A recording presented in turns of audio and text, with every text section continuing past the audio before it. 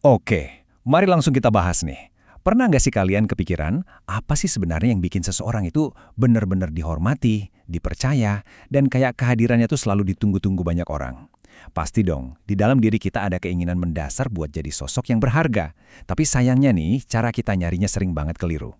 Jadi, di ulasan kali ini, kita bakal ngebongkar tuntas rahasia ngebangun karakter yang dampaknya itu ya benar-benar abadi, nggak kemakan waktu. Dan ini tuh ngegambarin dengan sangat jelas ya, kontras yang benar-benar nyata di masyarakat modern kita sekarang. Di satu sisi, dunia ini lagi terobsesi banget sama yang namanya menjadi viral, ya kan? Mengejar ketenaran instan, cari perhatian pakai cara yang heboh dan bising, padahal seringnya sih kosong maknanya. Nah, di sisi lain, kita punya ajaran Islam yang timeless banget, yaitu menjadi bernilai.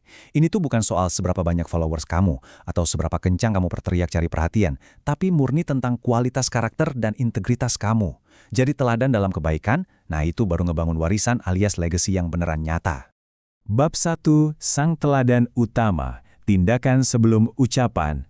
Nah, mari kita bahas sosok role model alias teladan yang paling sempurna tentang nilai ini, yaitu Nabi Muhammad SAW, di mana tindakan beliau tuh selalu mendahului ucapannya.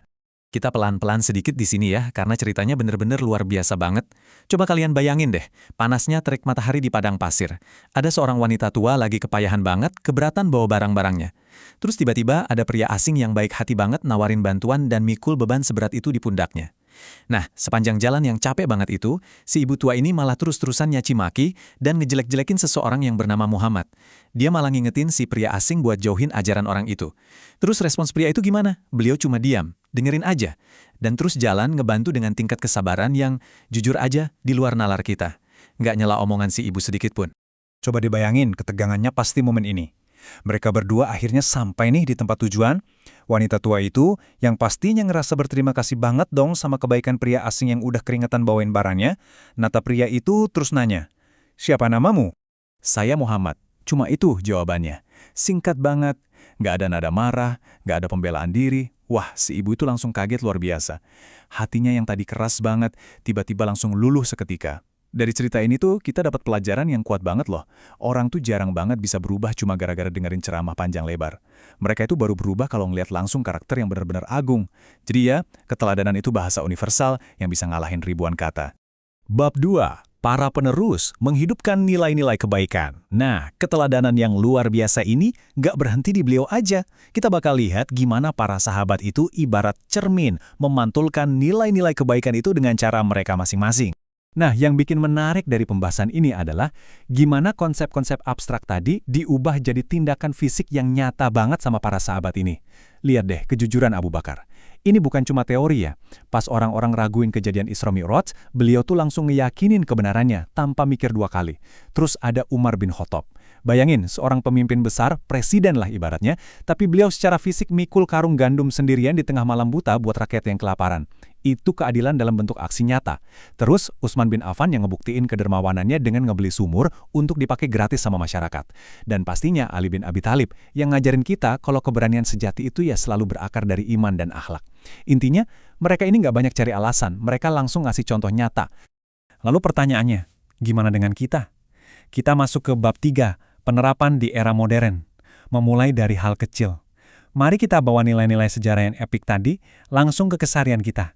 Entah itu di sekolah atau di rumah. Oke, kita harus ancurin mitos ini sekarang juga ya. Buat jadi sosok teladan, kalian tuh sama sekali nggak dituntut ngelakuin hal-hal heroik yang mustahil. Nggak usah nunggu momen gede kayak di film-film. Menjadi teladan itu ya beneran selalu dimulai dari hal-hal yang super kecil di sekitar kita. Coba deh, kalian cek aksi-aksi mikro yang simple ini. Datang sekolah tepat waktu.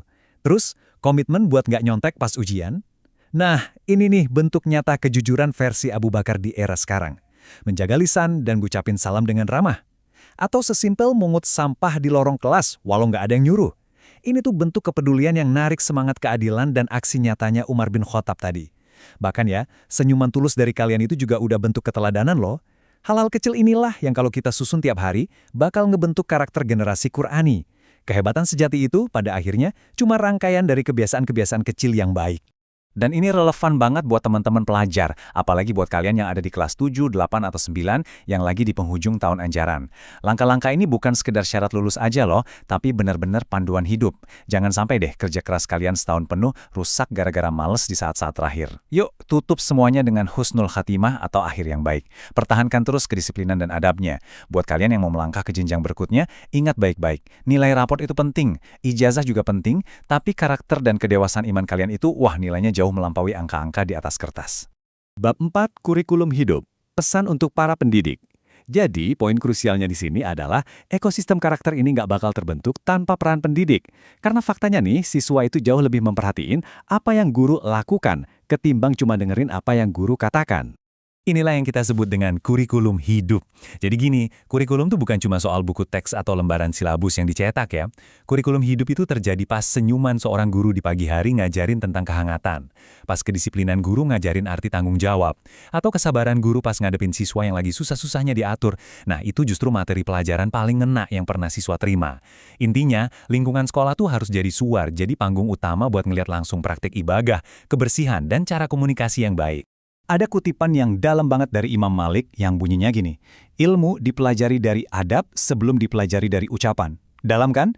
Karakter, tata krama, adab itu tuh prasyarat mutlak, pondasi paling dasar banget sebelum sebuah ilmu pengetahuan bisa benar-benar nyerap ke pikiran manusia. Kalau nggak ada adab, ya ilmu tuh jadinya cuma sebatas informasi aja. Pada akhirnya nih, semua ini tuh tentang ngebangun warisan hidup kalian. Satu aja keteladanan baik yang kamu tunjukin hari ini, mau itu kejujuran kecil yang nular ke teman, atau sekedar perbuatan baik yang bikin orang lain terinspirasi, itu bisa berubah jadi kebaikan abadi loh. Sebuah amal jariah yang pahalanya ngalir terus tanpa putus. Dan tahu nggak bagian paling kerennya? Kalian nggak usah nunggu sampai dewasa atau jadi tokoh penting dulu buat mulai menginspirasi orang-orang di sekitar kalian.